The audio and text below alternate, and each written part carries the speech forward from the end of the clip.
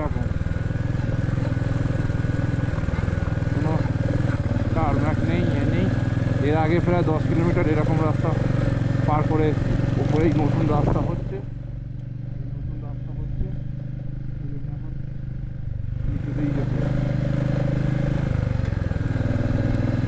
এর আগে এর থেকেও খারাপ অবস্থায়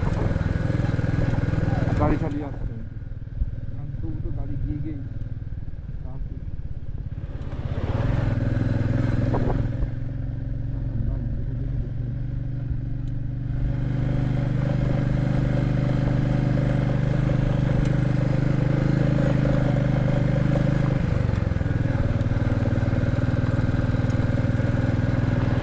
রাস্তা আগে ছিলই না এরকমভাবে যে যেত, আর এইদিকে শুধু স্নোফলটা বহুত দোলাচ্ছে।